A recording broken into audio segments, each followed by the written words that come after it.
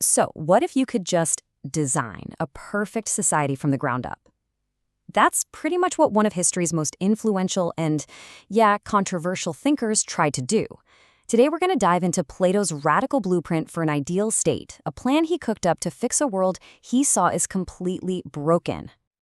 And really, that's the core question, isn't it? How do you fix a broken society? It feels just as urgent today as it did more than 2,000 years ago. For Plato, this wasn't just some academic exercise. He lived through war, corruption, and he even saw his mentor, Socrates, executed. So for him, this was a desperate search for a real answer. You know, to really get a handle on Plato's wild ideas, you first have to understand the world he was living in. His philosophy didn't just appear out of thin air. It was forged in the fires of a city that was in a serious, steep decline. I mean, just look at the situation in Athens at the time. They'd just been defeated by their biggest rival, Sparta. The gap between the rich and the poor was absolutely massive.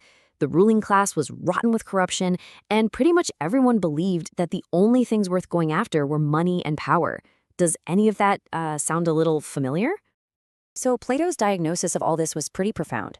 He basically said, look, when a society is obsessed with things that are limited, like wealth and power, you're guaranteed to have conflict. There's only so much to go around. He believed his fellow Athenians were trapped in a total illusion, mistaking these shadows of material success for the light of a genuinely good life. So, what was his solution? Well, it was every bit as radical as the problem was bad. He proposed a totally new kind of leader, a ruler who wasn't driven by ambition or greed, but by actual knowledge, a ruler who could see beyond all those shadows. And this quote right here, this is the absolute heart of his belief. Power shouldn't be given to the people who crave it. It should be given to those who actually understand the nature of reality, of justice, of the good life. The best ruler, in his mind, is the one who would honestly rather be studying than governing. But okay, how do you explain the difference between a corrupt, power-hungry ruler and an enlightened one? Well, Plato used this incredibly powerful metaphor that is echoed down through the centuries, the allegory of the cave. It's a story, really, about the painful journey from total ignorance to enlightenment. So imagine this. There are these prisoners, chained up in a cave, and their whole lives they're forced to watch shadows dancing on a wall. To them, these shadows are reality. But now, one prisoner breaks free. He stumbles out of the cave into the sunlight, and at first it's just blinding. But as his eyes adjust, he sees the real world. Trees, the sun, real objects. And he gets it. The shadows were just faint, flickering copies. For Plato, that sunlight is true knowledge. And the cave, well, that's the world of money, power, and illusion that most of us live in. Now this leads us to Plato's most mind-bending idea. He believed that this world of perfect ideas was actually more real than the physical world we see.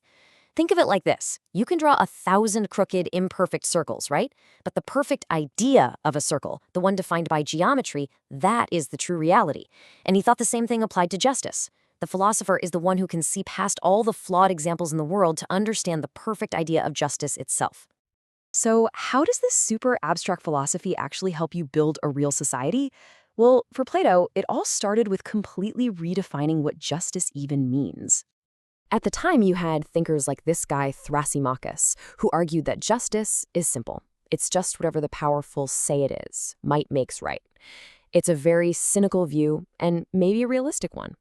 But Plato, he completely rejected this. He argued that true justice isn't about power at all. It's about right conduct, about creating a harmonious society where every single part works for the good of the whole. To build this just state, Plato used a really elegant principle. A state is just a human soul, but magnified. He figured a just person is someone whose reason rules over their courage and who keeps their basic appetites in check. So it follows that a just state has to be structured in the exact same way. And this led directly to his famous three-tiered society.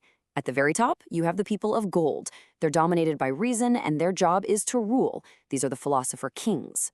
Below them, you've got the people of silver, driven by courage. They're the soldiers, the defenders. And at the base are the people of copper, guided by their appetites, the producers, the workers. For Plato, justice is simply when each class does its own job perfectly and doesn't try to meddle with the others. Okay, but how do you find and create these golden-souled rulers? I mean, you can't just hope they magically appear. Plato's answer was an unbelievably rigorous system for training what he called the guardian class, which is both the gold rulers and the silver defenders. Get this, it takes a full 50 years to become a philosopher king. The whole journey starts with music and gymnastics to shape the body and soul. Then it moves to 15 years of higher math and logic to train the mind, and then another 15 years of practical, real-world experience serving the state. Only at age 50 is someone finally considered qualified to rule. All right, but even the best educated person is still human, right? What's to stop these all-powerful rulers from becoming corrupt? Plato knew that education wasn't perfect guarantee. So he added another, even more radical safeguard into the mix. He proposed a kind of communism, but only for his ruling guardian class. To eliminate the temptation of wealth, they couldn't own any private property at all. To get rid of nepotism and favoritism, they would have no private families. Marriages would be arranged by the state, and children would be raised communally, never even knowing who their biological parents were. The logic was actually pretty simple. If you have nothing to gain for yourself and you see every citizen as your own child, then you can only rule for the good of everyone. Now, as you can probably imagine, these ideas are, let's just say, controversial. Plato's blueprint for a perfect utopia has been seen by a lot of later thinkers as the blueprint for an absolute nightmare. And this brings us to his very complicated legacy.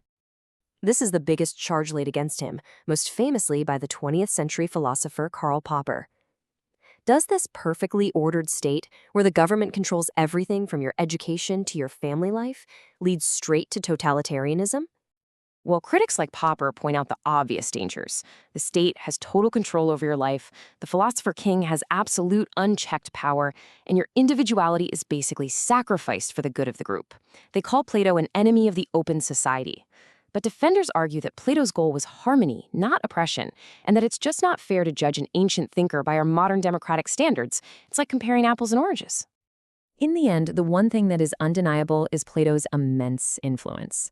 This final quote, and ironically it's from his harshest critic, Karl Popper, really says it all. For over 2,000 years, Western thought has pretty much been one long conversation with Plato. You can agree with him, or you can argue against him, but what you can't do is ignore him. And that leaves us with a question. Is his ideal state a warning, or is it an inspiration? That's for you to decide.